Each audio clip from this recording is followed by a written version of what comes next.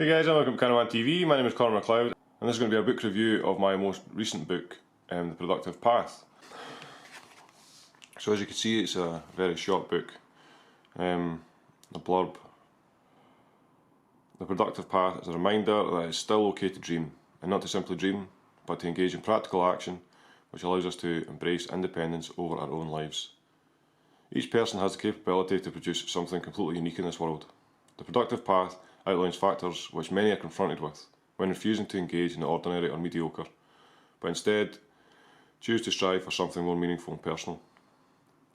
Accompanied with illustrations throughout, and including quotes from some of the world's most talented individuals that have excelled in their field, including J.K. Rowling, Jada Krishnamurti, Thomas Edison and Albert Einstein, to name but a few. The Productive Path provides a brief insight into the nature of engaging on a personal journey and the potential requirements needed to fulfil what we dream of most. I really enjoyed writing this. I think I had started it in December. I think it was about 4 or 5 months I worked on this book, and the basis of the book essentially was to document abstract factors which are present when you engage in a productive path. And I say abstract because largely the difficulties that arrive when you engage productively essentially are relatively periphery. So the difficulty of developing a skill set or a technique or a craft is evident. You have to keep working on it.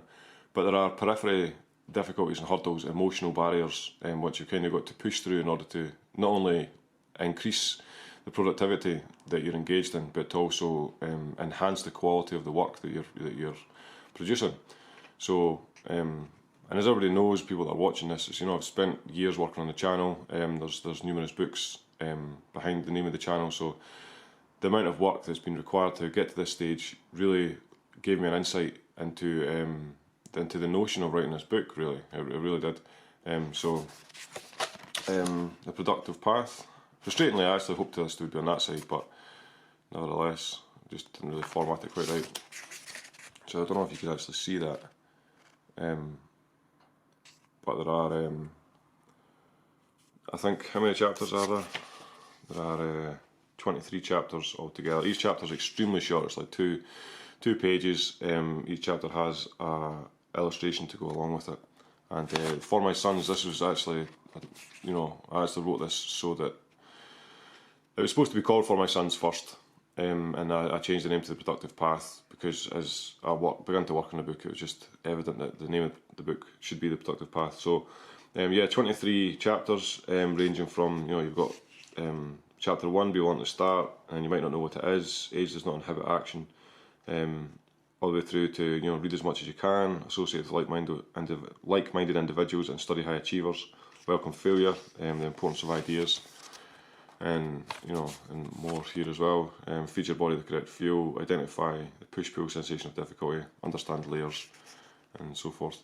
And throughout the book, there's also, as I mentioned in the blurb, quotes throughout the whole book from famous individuals and people that have been creative and innovative. And this one is potentially my most favourite out of the entire book. I really enjoyed doing this illustration as well. But the quote is from Robert Frost, an essayist and poet, and as you can see, it's 2 roads diverged in a wood, and I took the one less travelled by, and that has made all the difference. And essentially what he's saying here is for those that are willing to apply the courage to engage in a productive task, out with the weight of the financial burden, because you're not getting paid for it at the beginning. For those that are willing to really take that chance to pursue an extraordinary endeavour, that is what separates everybody that is able to do that from people that are onlookers. And I really, I absolutely love that quote. So the introduction, just a brief description of kind of why I wrote the book, but also the basic format, which is engaged in 3 things. So you're engaged in a productive path, the craft, and you're aiming towards a self-made future. And again, you provide essential definitions for what these are. So just briefly, the productive path is the series of challenges, obstacles and triumphs encountered when engaging on a journey towards financial independence and self-sustainability. The craft is the utility used and worked upon which allows us access to the productive path, and will be the vehicle used for gaining financial independence and self-sustainability.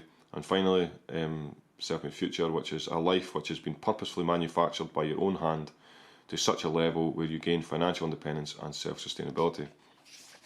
And again, just a couple of points I focus on, to develop an urgency when you're developing your craft. Always visualise throughout the entire process, and even when you're not engaging in your craft, visualise continuously and speak your future. Tell everybody that would listen, and even those that aren't willing to listen, what exactly you have in mind. So chapter 1, start, and as you can see, it's extremely short chapters. Chapter 2, you might not know what it is.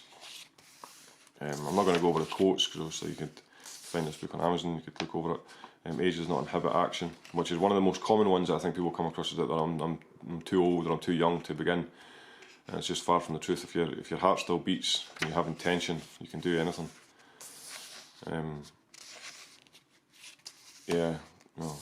Pursue something meaningful, which is crucial. You're going to fall flat on your arse if you're not engaged and love what you're doing. The tools you have are plenty. Very often people think that they don't have the right equipment to begin, and it's quite the opposite. There's a great poem actually, and I can't remember it and what the name of it is, and essentially that's what they talk about, is that I think it starts off as like, figure it out for yourself, my lad, you've all that the greats ever had, and it kind of goes on, but I'll fucking butcher it. Have a to-do list is crucial. Be in it for the long haul. Often people begin, they'll be at it a month or two and go, fuck this isn't working, this isn't helpful, I'm not going to do anything with this, and that's, a couple of months isn't enough. You have to really set yourself a time frame which increases the likelihood of success. So the time frame has to be relatively substantial. 5 years is what I wrote in the book. You need to expect 5 years of silence from your audience, 5 years of no response from people that you're essentially looking to market your product or your item or your craft towards. Expect 5 years of silence before you get any reward, and that will allow you the stamina to persevere. You have to get a crappy job. I think this is one of the things that most of us are stuck in, where you've got to engage in a crappy job to get the finances in, and this can be a hurdle, but the whole point is you've got to create a psychological barrier which essentially defends you against that. So even when you're at your crappy job, you never really disconnect from your thought process of the craft, moving it forward. Do not overly socialise. Again, people don't pursue a meaningful journey on the basis that their friends might not like it, or their friends might not hang around with them, or they're not going to be included in the social circle. I refer to it as social guilt. And quite honestly, fuck that. We're only here. All of us are only here once, as far as we're aware, and make the most from life what you can. You shouldn't attach yourself to people who don't have the courage to do something themselves. Friends forever kind of emphasises exactly my point. Read as much as you can. Again, I wrote that here, a relatively ironic title considering reading the book, but it's crucial to read because it increases neuroplasticity and articulation, stuff like that. Associate with like-minded individuals. This is kind of a simple illustration, but I actually like it. I don't know why. I like that one. Obviously I like them all, but some of them I like more than others. Welcome failure. Failure is a precursor to success. Fail as quick as you can, as often as you can, and essentially the productivity will be exponential. The importance of ideas. Ideas really, you can't overemphasise the importance of ideas. They're almost magic. Feed your body the correct fuel. People have fucking fast food and fizzy juice and sugary sweets and all that, and I wonder why they can't think clearly. The only thing I would probably say, my criticism for this book is that I should, feed your body the correct fuel. I should have included fitness in that. You need to exercise regularly. Nothing intensive to the point where you have no energy left for your craft, but definitely need to exercise. Control your thoughts and control your emotions. Crucial. Too many people get lost in, things that don't matter, based on an emotional response. So understand layers. Again, I really like this. I think it's the simplicity of it. I really enjoyed drawing this illustration. But layers are crucial. You will develop a layered skill set before you master your craft. You really do need to focus on the tedious and mundane tasks because each one of them really does solidify a layer in your skill set. Life's work. Identify the push-pull sensation of difficulty, which is evident. It's extremely difficult to engage productively, and in order to engage productively, you really have to identify the internal sensations, which is essentially pushing and pulling. That's what it feels like, just this hurdle, this heavy weight to move continuously with each level that you develop yourself. Prioritise intuition, kind of along the same theme as ideas, but I suppose intuition is the precursor to an idea. Intuition as potentially your greatest friend when it comes to the isolation that's required to further your craft and better your skill set. Nothing beats hard work, quite honestly. It really doesn't. Hard work is crucial, and if you don't work hard, you can be the most talented individual. You can have the most fortunate circumstances. You could have anything at your disposal, but if you don't work hard, you might as well not be conscious. Because quite honestly, hard work is essential to form your future. Seize the opportunities as you develop your craft, and as you further your productive endeavour. You'll begin to receive opportunities from outside, from external sources, and it's very natural to be frightened and anxious of opportunities that arrive, but don't be. Just analyse them, make sure that they are authentic, and persevere and push through the nerves that are going to essentially hinder your ability to move forward. Evolve yourself in your craft.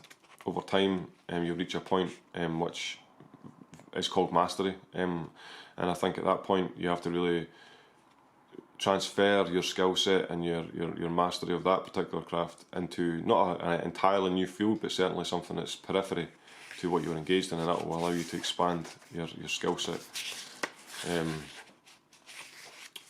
and give back. So inevitably on your journey, you will eventually, as long as you persevere, as long as you set yourself a time frame which is inevitably going to produce positive results because of the extensive time frame, you will eventually receive what you're asking for. The universe has a strange way of conspiring in your favour, and whatever you ask for, you will receive, as long as your intentions are pure, as long as you work hard, and as long as you speak your future to everybody that will listen. And if you engage in these three things on a continuous basis, on a daily basis, and make it that your entire being is defined by your journey and your craft, you will eventually reach the precipice of your self-made future, and you'll be able to be financially self-sustainable. You'll be psychologically self-sustainable, or psychologically well, as a result of doing something meaningful. And when that time arrives, it is essential that you give back.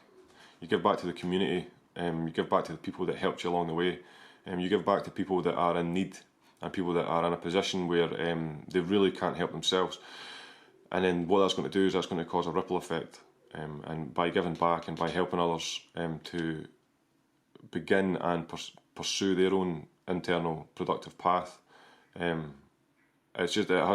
has a influence, I would say, on the frequency and energy of communities by individuals that do this. When you see a real enormous act of charity, you really people are taken aback, and it impacts people on a huge way. So do that as soon as you reach, and even throughout your journey, when you don't have to be in a position where you've reached your final destination, because the reality is of this book, even though it's the productive path, you never truly reach your destination.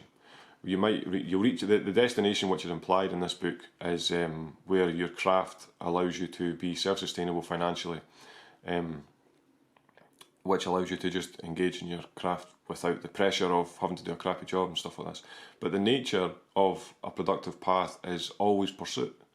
You're always pursuing, and this is the truth. It's anybody that's engaged in something meaningful to them and they pursue it, they know the feeling when they've culminated that task or project, and the task or project is over. They're left. This is my own experience anyway. I'm left feeling empty of that dopaminergic response of pursuit, and I think this is something that's crucial to understand, that when humans engage productively, there is neurochemicals that get released with each task that give you a sensation of pleasure and purpose, and at the very end, when you've completed that task, you get the sensation of reward. And I think this is something that should be understood, and this is what flow states are, and individuals that are high achievers have tapped into this information.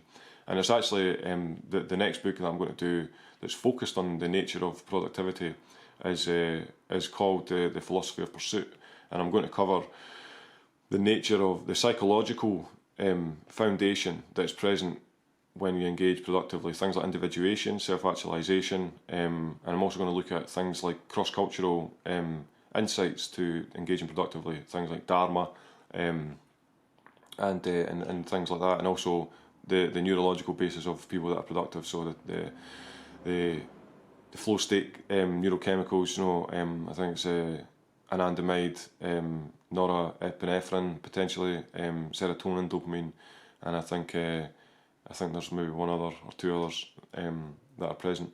And also I'm going to include in the next book I think it's Simon Gladwell or Simon Maxwell, I think Gladwell, his book Outliers, 10,000 Hours Theory. I'm going to include information from that. So yeah, just to summarise this book for anybody, there's obviously the quote in the back as well, which kind of emphasises what the book's all about. It's just to, you find one craft and work on it until you've punctured the essence of that craft to the point where it metamorphosises into something greater. And that is 100% true. If you keep working on something, it doesn't matter if it's a piece of furniture, if you're a musician, if you're a songwriter, if you're a singer. Really, the craft that you engage in, it could be, you could make, clothing, you could have a shop, you could have anything that allows you to be productive on a daily basis and progressively and sustainably walk towards a future that was manufactured by your own hand is your craft. So if you can engage productively and progressively on a daily basis, and inevitably over time, with that production and daily action, you will eventually reach a point in your life that is defined and maintained by that craft, that by those actions, then that is your craft. And I think a lot of people make mistake that, a craft is, something relating to drawing or something that's more artistic based. And, art is quite a interesting concept to define. So, but I definitely think that that's the best way to look at it. If you're engaged in something that you can engage with productively on a daily basis that will lead towards a self-sustainable future, then that's your craft. And it's really down to the individual to identify this for themselves. But yeah, so you can find this book on Amazon. Please buy one because, let's say, I really enjoyed writing this. It's an extremely short book. If you sit for 3 or 4 hours, you can finish the full thing. And let's say I really enjoyed writing this book. And so thanks for sticking around to the end of the video. Make sure and like and subscribe, and join my Patreon, where you get help to build a stronger cannabis media platform for £3 a month. I'll see you next time.